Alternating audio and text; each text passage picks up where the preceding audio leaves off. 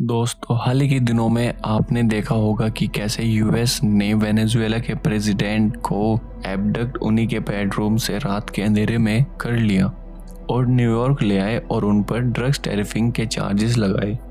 लेकिन क्या यह सच है कि वो ड्रग्स टैरिफिंग करते थे और या फिर इसके पीछे कुछ और ही है? इसे जानने के लिए बने रहिए हमारे साथ वीडियो के आखिर तक। वेनेजुएलास ऑयल। वेनेजुएला के पास दुनिया का सबसे बड़ा क्रूड ऑयल रिजर्व है, जिसका अनुमान लगभग 303 अरब बैरल है, जो कि 1/5 है ग्लोबल ऑयल प्रोडक्शन का। लेकिन Venezuela crude oil international standard के हिसाब से बहुत हैवी है, जो इसे ऑयल प्रोडक्शन और रिफाइनिंग के लिए मुश्किल बनाता है। अगर जैसे ट्रंप ने कहा कि वह ऑयल रिजर्व को अपने कंट्रोल में करेंगे, फिर भी उन्हें 5 से 10 साल लग जाएंगे, क्योंकि मशीनरी सेटअप प्रॉफिट निकालने में इतना टाइम तो लग ही जाएगा। लेकिन सवाल यह है कि ऑयल के लिए इतनी तकलीफ क्यों? जैसे कि आज भी वर्ल्ड की energy consumption mostly fossil fuel से ही आती है और ऑयल तो कुबेर है, जिसके पास ऑयल उसकी इकोनॉमी है। अमेरिका जो अपना सारा काम लगभग फॉसिल फ्यूल से ही करता है, चाहे वो मशीनरी वर्क हो या फिर कुछ भी। ये सिर्फ ऑयल यूज़ नहीं करता, इसके लिए वॉर भी कराता है। अपनी पॉलिटिक्स टैक्टिक्स का फुल यूज़ करता है सिर्फ और सिर्फ ऑयल के लिए। History of oil. Petroleum products का यूज़ अलग अलग तरीक़ों से हज़ारों सेंचुरीज पहले तक देखा जा सकता है। लेकिन पहली बार चाइनीज़ लोगों ने पेट्रोलियम को एज अ फ्यूल यूज़ किया था। लेकिन कुछ समय बाद कुछ ऐसा हुआ कि जिसने ह्यूमन हिस्ट्री को ही चेंज करके रख दिया, और ऐसा किया एडविन ड्रेक ने।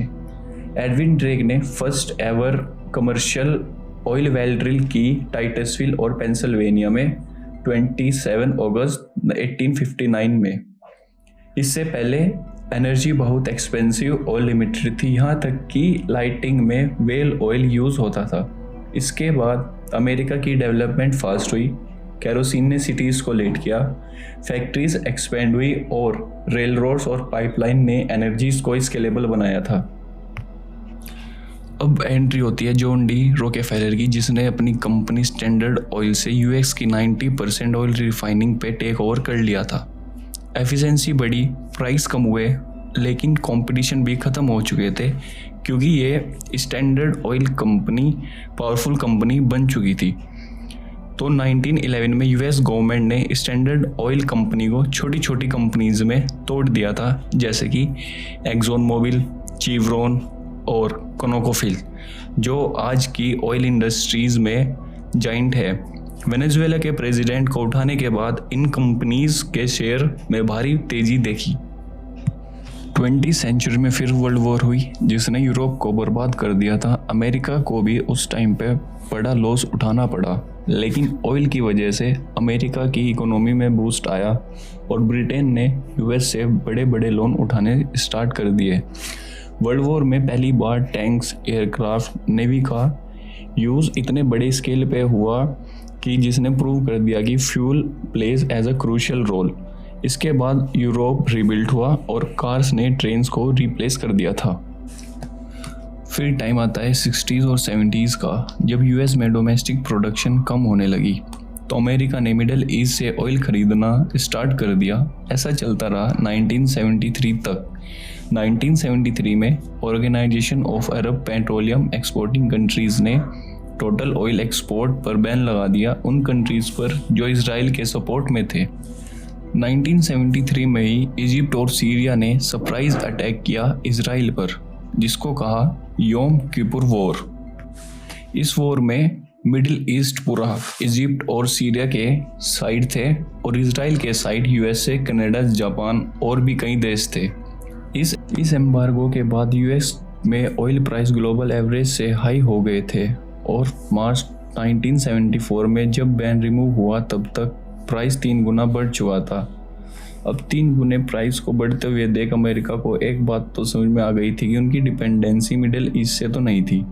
इसे देखते हुए उस टाइम के प्रेसिडेंट रिचर्ड निक्सन ने स्पेस प्रोग्राम के साथ मिलकर प्रोजेक्ट इंडिपेंडेंस स्टार्ट किया, जिसका मकसद अमेरिका को आत्मनिर्भर बनाना था एनर्जी की फील्ड में, और जो हुआ लगभग 70 साल बाद।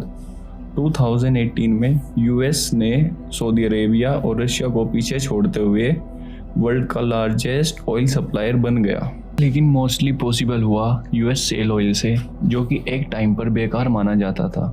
लेकिन शेल फ्रैंकिंग और हॉरिजॉन्टल वेल की टेक्नोलॉजीज में एडवांसमेंट ने इम्पोर्टेंट रोल प्ले किया, और आने वाले सभी प्रेसिडेंट ने प्रोजेक्ट इंडिपेंडेंस को सपोर्ट किया और पॉलिसीज़ ऐसी डेवलप और इम्प्लीमेंट की जिसकी वजह से रशिया को पीछे करते हुए 2009 में यूएस टॉप पर आ गया, और 2023 में कतार और ऑस्ट्रेलिया को पीछे छोड़ते हुए यूएस लार्जेस्ट एलएनजी एक्सपोर्टर बन गया। इस एजेंडा को बाइडेन एडमिनिस्ट्रेशन ने सपोर्ट नहीं किया, क्योंकि उनका एजेंडा ग्रीन एनर्जी और क्लाइमेट चेंज की ओर था। वहीं दूसरी ओर ट्रंप ने ओपनली ऑयल गैस प्रोडक्शन को सपोर्ट किया, जो हम आज भी देख सकते हैं। इस डेवलपमेंट के बाद ओपीईसी अपना लेवरेज खो चुका था और प्राइसेस कंट्रोल करना मुश्किल हो गया था।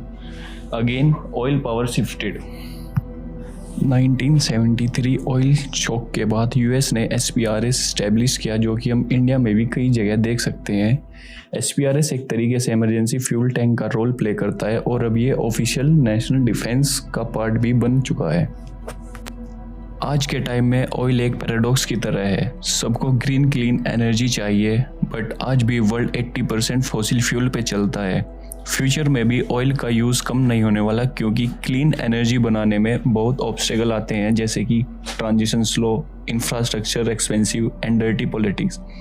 लेकिन फ्यूचर उस कंट्री को बिलोंग करेगा जो एनर्जी टेक और साइंस में कंट्रोल कर सकता है, ना कि जिसके पास फॉसिल फ्यूल ज़्यादा हो। हिस्ट्री अभी ख़त्म नहीं हुई, बस यह अपना फ्यूल चेंज कर रही है।